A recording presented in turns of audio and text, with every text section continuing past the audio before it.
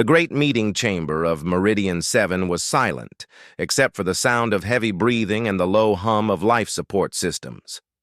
12 different species sat around the massive table, and every single one of them looked afraid. The walls of the chamber were transparent, showing the vast emptiness of space beyond, but nobody was looking at the view anymore. They were all looking at the red dot on the tactical display that moved slowly across the star map. That red dot represented the Vexthari Armada, and it was moving closer to their territory every single day. Commander Teo of Earth stood at the edge of the chamber, watching the other representatives. He was the last to arrive, and clearly, they were not happy to see him. The humans were new to space. They had only joined the Galactic Council 3 years ago, and most species still saw them as children playing with toys they did not understand. But Teo did not care what they thought. He cared about survival. The Krell diplomat, whose body looked like a crystal that could think, stood up and began to speak. His voice was calm, but desperate. The Vexthari have destroyed the Valorian home system. 30 billion people are gone. The colony worlds are falling one by one. They do not want to negotiate or trade with us.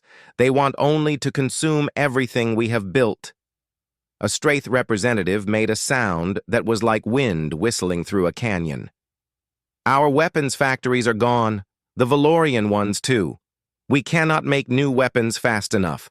Even if we started today, we would need 3 years to build enough defense systems. We have 3 weeks at most. The Xerian ambassador, a being made of living metal that shifted and moved with every word he spoke, added his voice to the discussion. The Vexthari are not like any enemy we have faced before. Their technology is 30 years ahead of ours. Their ships are stronger, faster, and smarter. Their weapons have never failed in battle. How do we fight something like that? For several minutes, nobody spoke. The fear in the room was thick enough to touch. These were the leaders of the most advanced civilizations in this part of the galaxy, and they had no answer. They had power, knowledge, and resources, but they did not have time. And without time, none of those other things mattered. Then Teo stepped forward. He was tall, with dark hair and the kind of face that had seen too much worry. He wore the simple blue uniform of Earth's Space Command, and several of the aliens seemed to notice for the first time that he was actually smiling. "You are all thinking about this wrong," Teo said. His voice was not loud, but it was clear and steady. "You are thinking about building perfect weapons. You are thinking about factories and systems and planning. But that is not how humans solve problems when there is no time." The Krell diplomat looked at him with curiosity. "What do you mean, Commander? This is not the time for human philosophy. This is the time for action." Teo walked slowly around the table, making eye contact with each representative. "My people have a long history of warfare. We have fought each other for thousands of years. Sometimes we have had weeks to prepare, sometimes just days. And you know what we learned? When you have no time and no perfect solution, you adapt, you improvise. You use what you have, not what you wish you had." "But we need weapons," the Xerion ambassador said, his metal body flickering with color. "We cannot improvise weapons. War is not a game. The Vexthari will not wait for us to figure things out." "No," Teo agreed, "but we do not have to build one perfect weapon for everyone. What if we built many different weapons? What if we used materials that have already been made? What if we stopped thinking about this as a manufacturing problem and started thinking about it as a creation problem?" A Valorian representative, one of the few survivors from the destroyed home system, leaned forward. "You are suggesting we use salvage? Scrap materials? That has never worked in space warfare." "Not with your thinking," Teo said. He pulled up a list on the main display screen. "But I have looked at your inventory reports. You have abandoned space stations that are full of materials.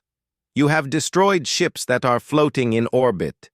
You have minerals on 17 different colony worlds that have never been touched. Most of it is useless to you because it is not organized or planned. But that material is still there. That material still has value. The Krell diplomat was starting to understand. You want to build weapons from salvage, from materials that were never meant to work together. Exactly, Teo said. Give me a team.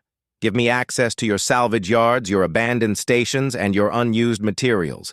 Give me 40 days. I cannot promise you perfect weapons, but I can promise you that you will have more defense systems than you have now. And I can promise you that we will figure out things as we go. The room fell silent again, but this time it was not the silence of fear.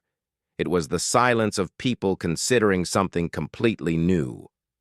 Finally, the Krell diplomat spoke. The human suggests something that our logic tells us cannot work. But our logic has also told us that we cannot survive what is coming.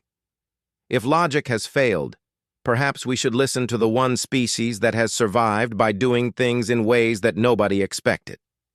One by one, the other representatives began to agree. Some of them doubted that anything would come from this plan. Some of them thought Teo was crazy, but all of them understood that they had nothing to lose. The Vexathari were coming no matter what. At least this way, they would have tried something different. Within 2 hours, Teo had permission to use the industrial sector of Meridian 7. Within 4 hours, salvage teams were bringing materials from the abandoned stations. Within a day, 3 human engineers arrived at the station.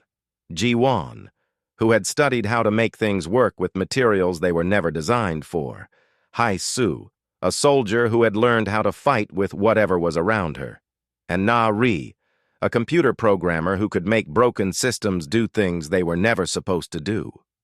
As Teo walked through the salvage yard with his team, looking at mountains of scrap and broken machines, he smiled again. This was exactly where humans were dangerous. Not because they were smart or strong, but because they were willing to try impossible things when the time came.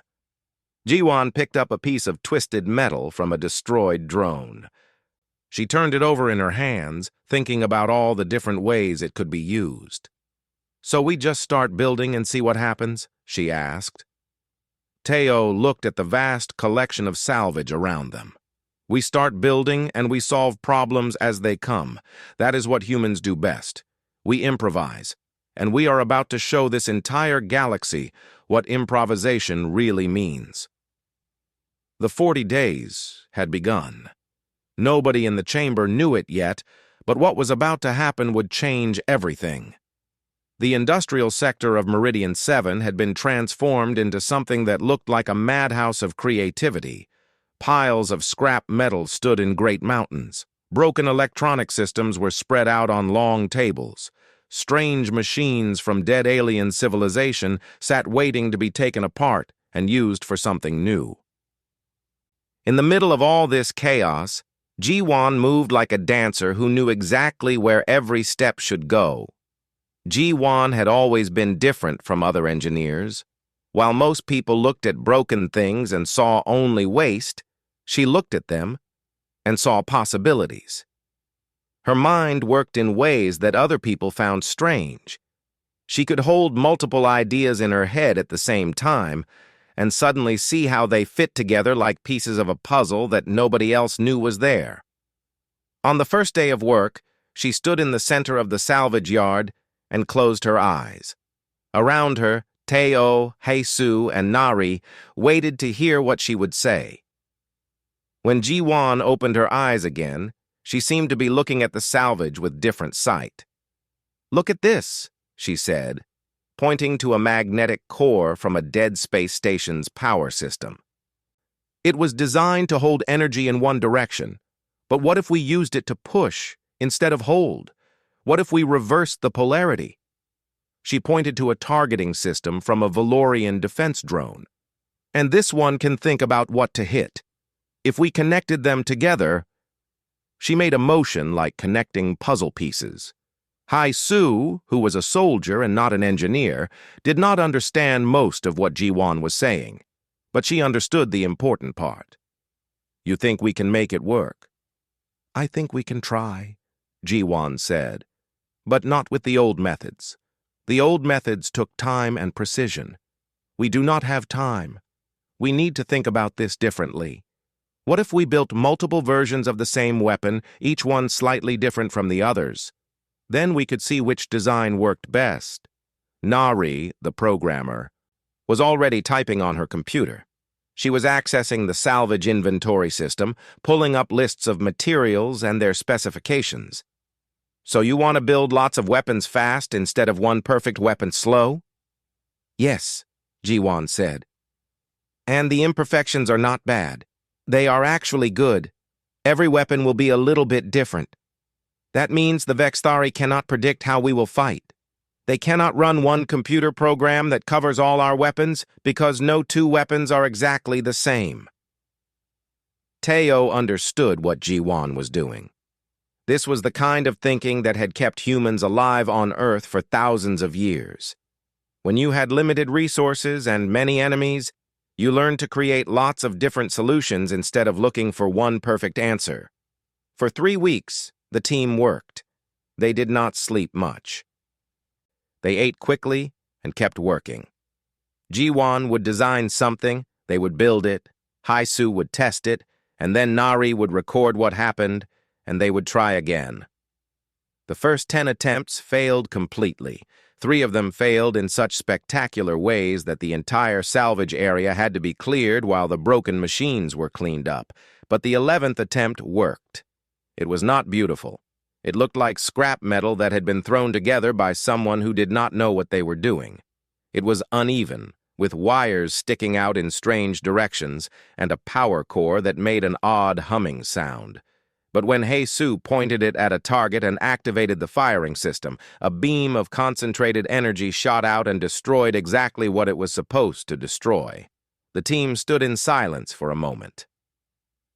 Then Ji-won started laughing. It was not a happy laugh exactly, but a laugh of relief and excitement. "It works. It actually works. One weapon out of infinite possibilities," Nari said, but she was smiling too. "We can make more." Over the next 2 weeks, they made many more. Each one was built using the same basic principles, but each one was different because the materials were different or because Ji-won had learned something new from the previous design. By the middle of the 4th week, they had completed 12 working weapon systems. By the end of the 4th week, they had 43. The Galactic Council sent observers to watch what was happening. The observers were confused. These weapons did not fit any known design pattern. They did not look like anything that was supposed to work, but they kept being tested. They kept firing, and they kept destroying targets. The council members did not understand how this was possible. On day 35, something unexpected happened. A Valorian engineer asked permission to help. He had been working with his own people to understand the human designs, and he thought he could make them better. Ji-won welcomed him to the team. Then a Straith technician offered suggestions. Then a Krell mathematician came to help optimize the firing patterns. What had started as a human project became something bigger. Different species contributed their knowledge and skills to improve the designs. But the core idea remained the same. The weapons were built fast. They were built from available materials. They were built to be adaptable and flexible. By day 40, the team had constructed 107 different weapon systems. Some were small and fast. Some were large and powerful. Some could move and fight in open space. Some were meant to defend fixed positions. None of them were perfect, but all of them worked. On the final day, Teo stood in front of the Galactic Council with his team behind him. The weapons were arranged in rows, a strange and beautiful collection of improvised defense systems. The council members looked at the display in shock. They had expected Teo to return with maybe 2 or 3 working weapons. Instead, they were looking at the largest collection of functional defense systems that had been built in the past decade. "This is more than we asked for," the Krell diplomat said slowly. "How did you do this?" Teo smiled that same smile he had smiled on the first day.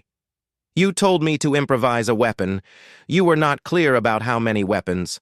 So we built as many as we could. Because in my experience, having more options is always better than having fewer options." Jiwon stepped forward and placed her hand on one of the weapons. "Each one is different. Each one can be repaired and built again using common materials.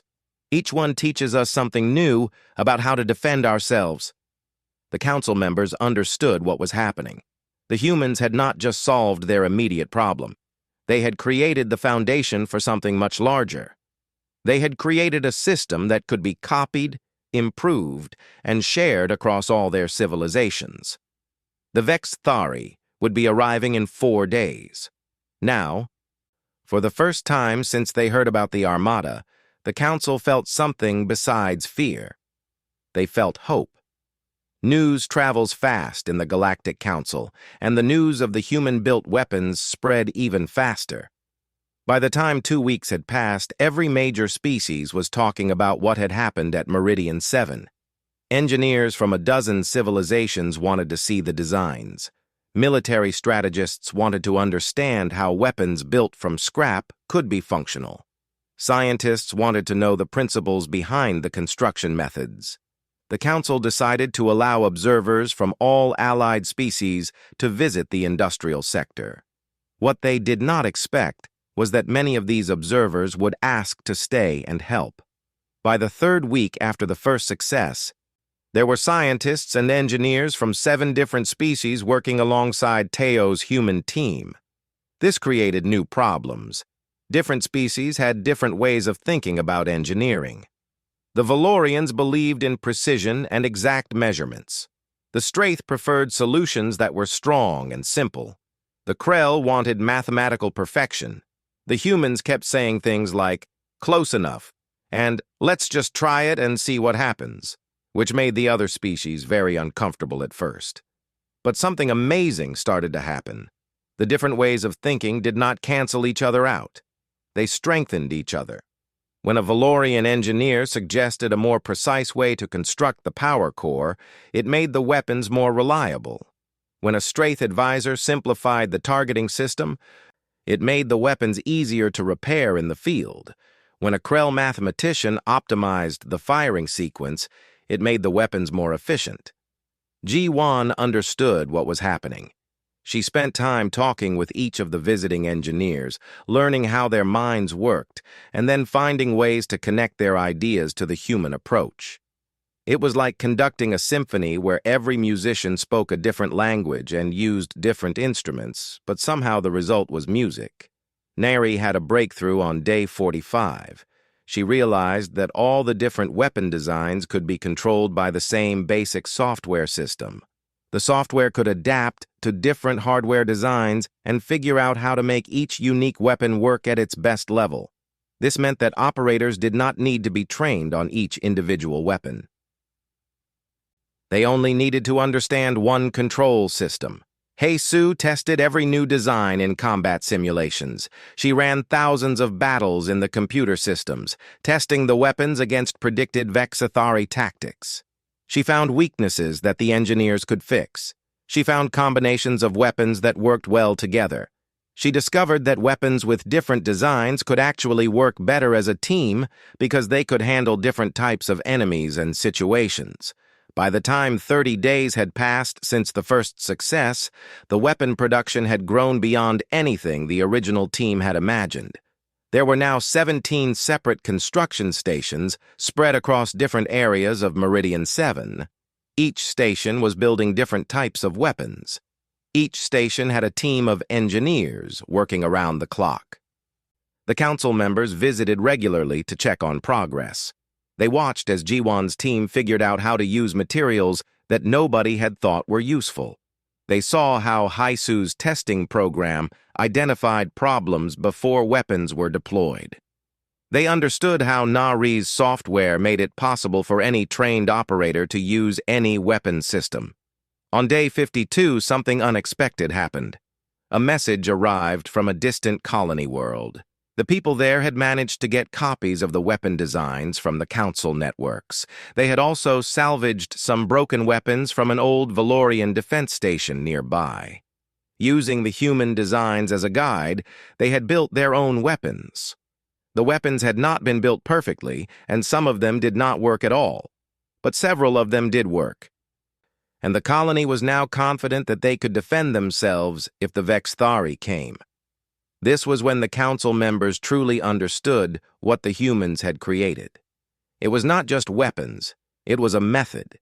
It was a system that could be copied and improved by any species that had the will to try. A species did not need perfect resources or perfect knowledge. They only needed to be willing to adapt and to learn from each other. Teo received a message from the colony world commander. The message was simple. Thank you for giving us hope. We now believe we can survive. Reading this message, Teo felt something shift inside him. The mission had changed. It was no longer about proving that humans could build weapons. It was about proving that cooperation and adaptation could be stronger than even the most advanced technology. By day 60, the human team and their collaborators had created 234 different weapon systems. The designs ranged from small defensive units that could protect individual buildings to massive combat platforms that could fight entire enemy squadrons. Some weapons were meant to attack. Some were meant to defend. Some were meant to move. Some were meant to stay still. Every design was different, but all of them followed the same basic principles that G1 had developed in those first weeks. The most amazing part was what happened with the software.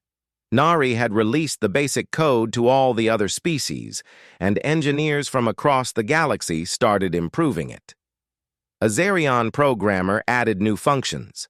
A Krell mathematician found a way to make it faster.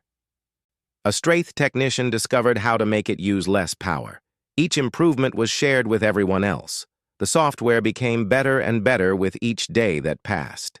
G1 watched as her original designs were improved and modified by hundreds of engineers from dozens of species.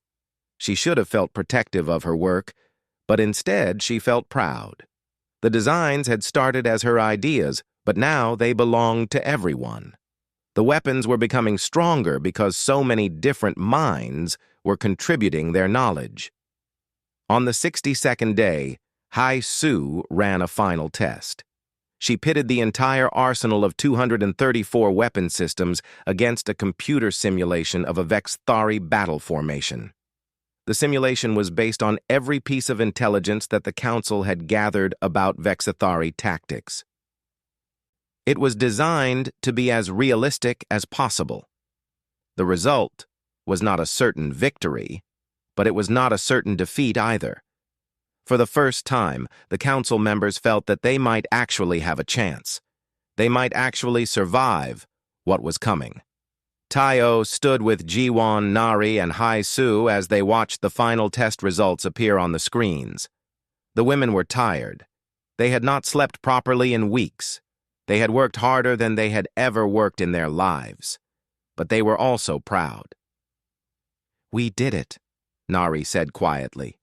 "We actually did it." Teo shook his head. "We did not do it alone.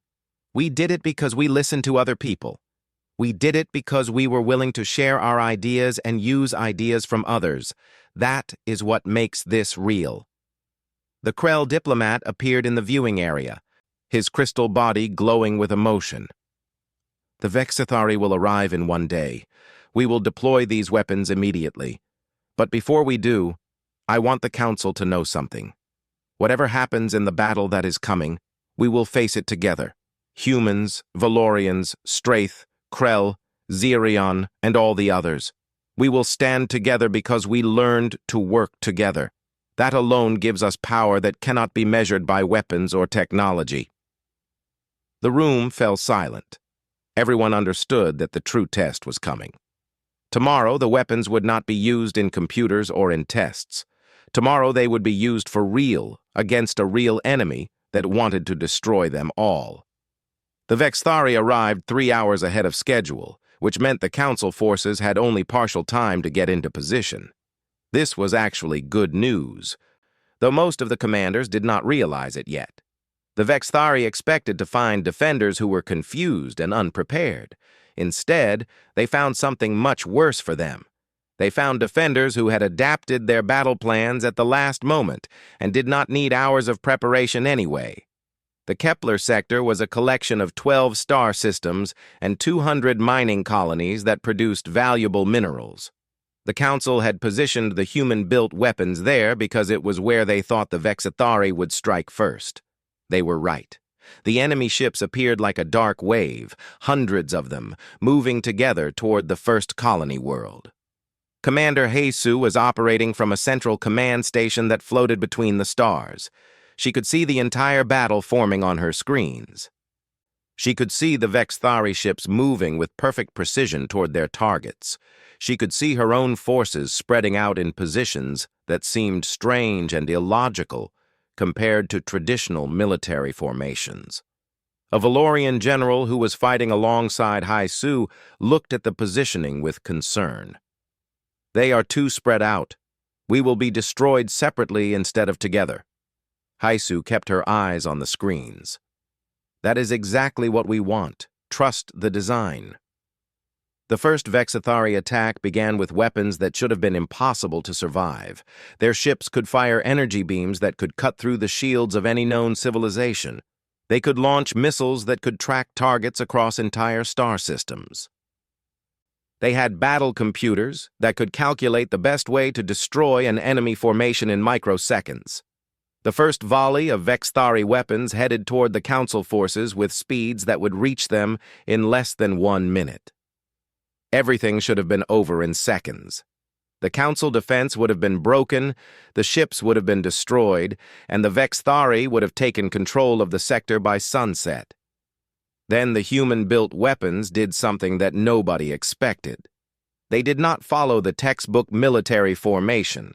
They did not group together for mutual defense. Instead, they scattered in 100 different directions at the same moment, each weapon moving in its own pattern, each one reacting to enemy fire in slightly different ways. Some dodged left, some dodged right, some accelerated forward.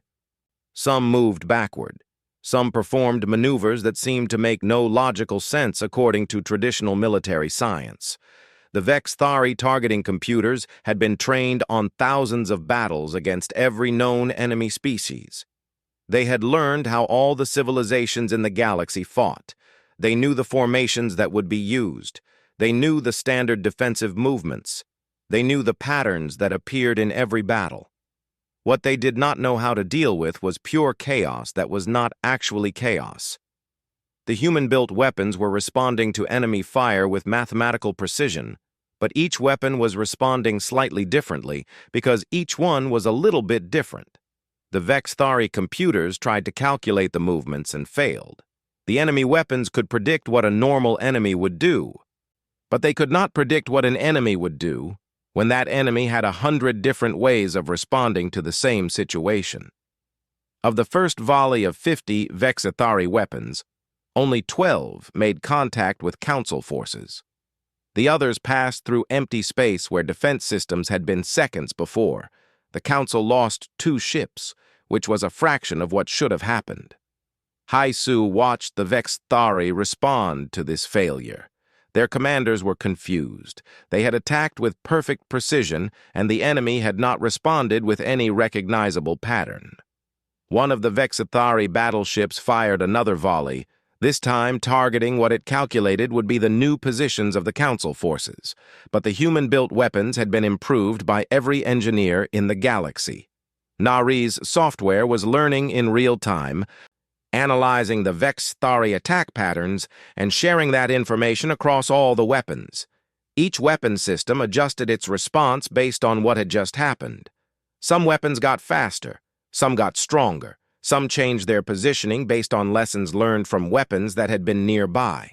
The second Vexithari volley was even less effective than the first. This time, only 4 weapons hit their targets. The Council counterattack killed 3 Vexthari drones and damaged 2 more. It was not a large victory, but it was a victory. The battle continued for hours. The Vexthari kept trying different tactics. They attacked from different angles. They used different weapons. They sent in waves of smaller drones. They tried maneuvers that had worked against every other enemy they had faced. Nothing worked well against the human-built weapons because nothing worked well against an enemy that did not follow any predictable pattern. The human-built weapons were not individually the most powerful. They were not individually the fastest.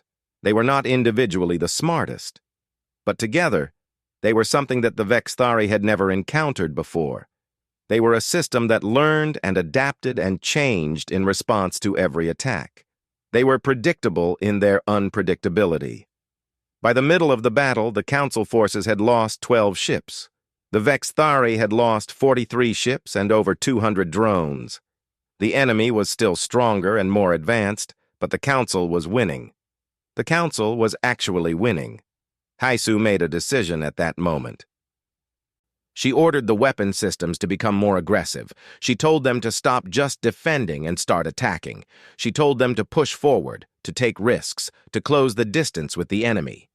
The Vexthari commanders realized what was happening. They were supposed to be the advanced ones. They were supposed to be the ones with the better technology.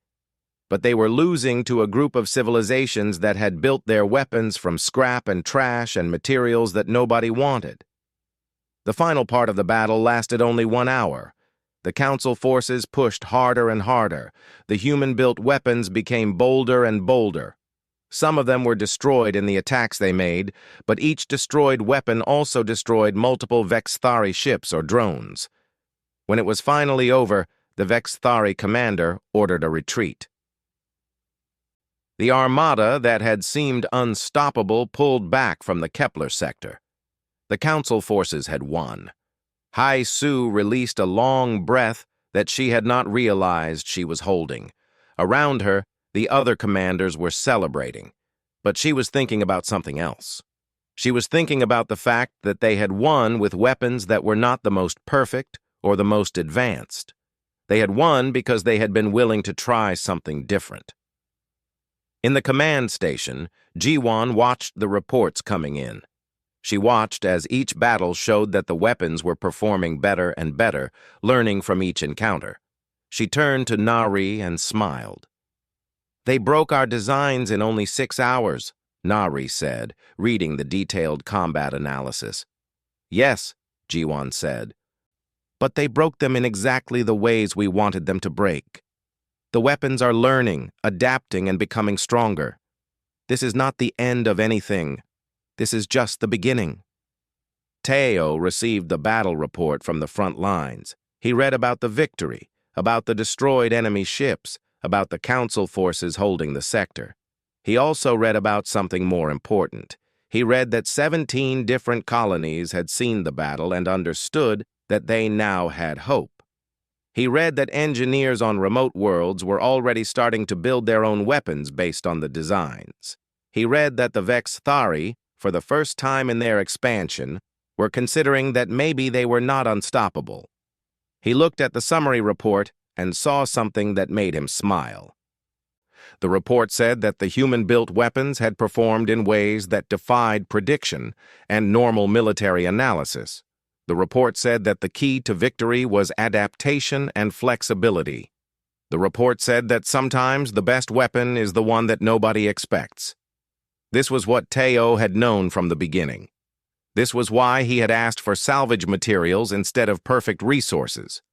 This was why he had created weapons that were different from each other instead of identical. This was why he had pushed for cooperation with other species instead of keeping the designs secret.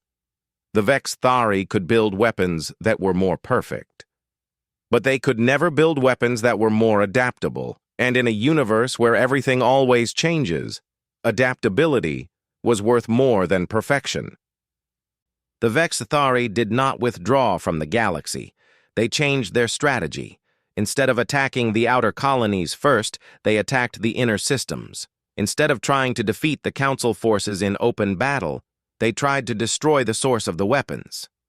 The Vexthari had realized that what they were fighting against was not better soldiers or better tactics. What they were fighting against was the ability to keep making new weapons, to keep learning, to keep adapting.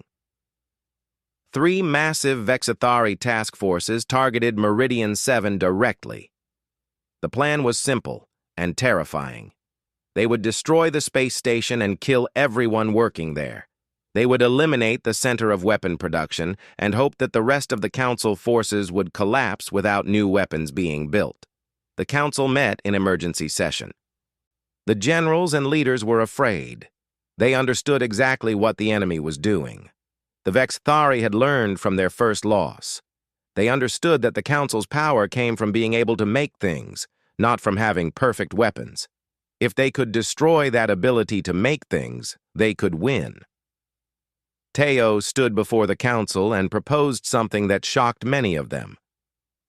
"We should not defend Meridian 7, he said. The room fell silent. The Krell diplomat looked at Teo with confusion. "Are you suggesting we abandon the station?" "I am suggesting something bigger," Teo said. "We should decentralize. Instead of putting all weapon production in one place, we put it everywhere. Instead of keeping the designs secret and only building weapons at Meridian 7, we share everything with every world. We teach every species how to build these weapons.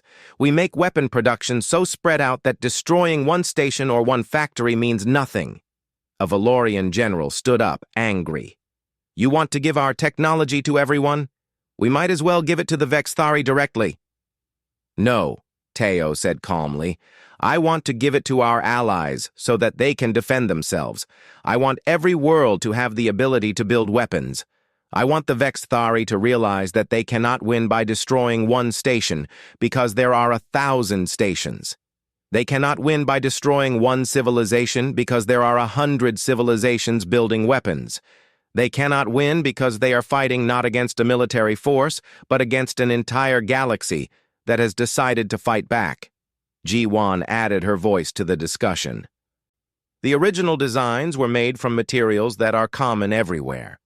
Any advanced civilization can build these weapons using materials they already have. We can teach the engineering principles and let each species adapt them to what they have available. The weapons might look different on each world, but they will all work on the same basic principles." Nari displayed new information on the screens. "I have already prepared a complete package of designs, software, and instruction manuals. I can distribute this to every allied world today. Within 2 weeks, there will be weapon production on every major colony. Within 1 month, the Vexithari would need to destroy 10,000 production facilities instead of 1. The council members looked at each other. What Teo was proposing was radical. It meant sharing technology that they had kept secret for years. It meant trusting other species with knowledge that could be used against them if peace broke down. It meant changing the entire structure of how the galaxy defended itself. But it also meant that they might actually survive. The Krell diplomat stood up. "We vote, all in favor of the humans' proposal for decentralization?" One by one, the representatives stood. Even those who were worried about the risks understood that this was their best chance. The vote was unanimous. By evening, the decision had been made. The weapon designs, the software, and the complete instructions would be distributed to every allied world. The process began immediately. Nari sent encrypted messages to 63 major worlds. She included everything they needed to know. Within hours, responses were coming back. Engineers on Valorian worlds were studying the designs. Straith programmers were analyzing the software. Krell mathematicians were verifying the calculations. Xerion technicians were figuring out how to adapt the weapons to their own unique technology. Hai-Su began receiving reports from the field as councils on different worlds authorized local production. A small colony on the edge of the Kepler sector reported that they had built 5 working weapons using only local materials. A Valorian shipyard reported that they could begin mass production within 10 days. A Straith mining colony reported that they could build 20 weapons per day once production was fully established. The Vexthari task forces arrived at Meridian 7 3 days later. The station was already being evacuated.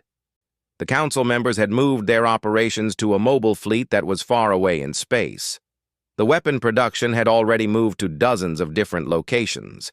When the Vexthari attacked the station, they destroyed a building with equipment but no people. They destroyed factories that were no longer being used. They destroyed something that was already empty.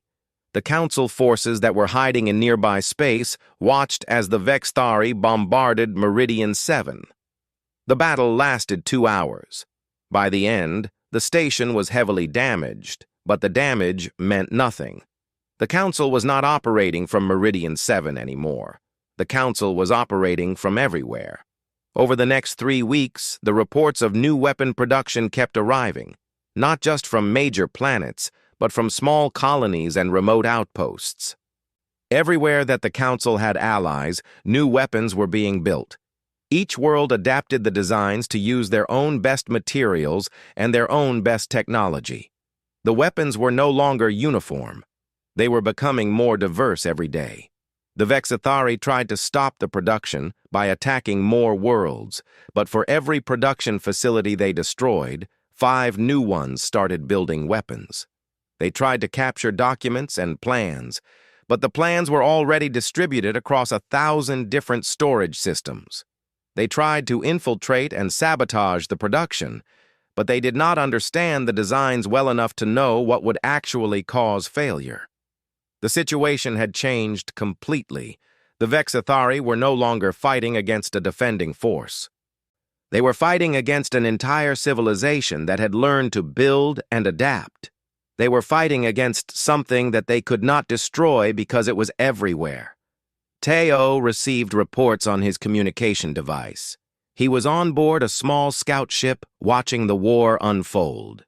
He read about production numbers that grew every day. He read about new weapon designs being created by engineers on different worlds. He read about battles being won by forces using weapons that had been built locally. He turned to Jiwon, who was also on board the scout ship. "The decentralization is working." "Better than working," Jiwon said. She was reading reports of new innovations. The Valorian engineers had figured out how to make the power systems more efficient. The Straith technicians had discovered how to make the targeting systems work better in different environments. The Krell mathematicians had found ways to coordinate multiple weapon systems to work as one. They are all improving the designs at the same time. Each world is learning from what the others are doing. The weapons are becoming better and more diverse simultaneously. "This is beautiful," Jiwon said. Hei Su, who was commanding forces in a different part of space, had her own observation. In her latest report, she wrote, "The Vexthari are now facing something they have never encountered. They are facing an enemy that cannot be broken because the enemy is not centralized. They are facing an enemy that cannot be defeated because the enemy is learning faster than they are. Every time they develop a new tactic, it is spread to 1,000 worlds, and 1,000 new responses are created." The turning point came when the Council launched its first counteroffensive. The Vexthari had not expected the defenders to stop just defending and start attacking. The Vexthari had expected this war to be like all the others, where they pushed forward until the enemy broke. They did not expect the enemy to push back. The counteroffensive was coordinated across 17 different sectors and included weapon systems built on 12 different worlds. Each weapon system had been built using locally developed innovations. Some were faster, some were stronger, some had functions that the original designs did not have. The Vexthari could not have predicted what they would face because it did not exist until 3 weeks ago. The Vexthari commanders realized something fundamental at that moment. They had come to the galaxy expecting to find one primary enemy with one primary source of power. Instead, they had found a network. They had found allies that had learned to work together. They had found a civilization that did not have one center that could be destroyed. They had found something that was harder to stop than any single power ever could be.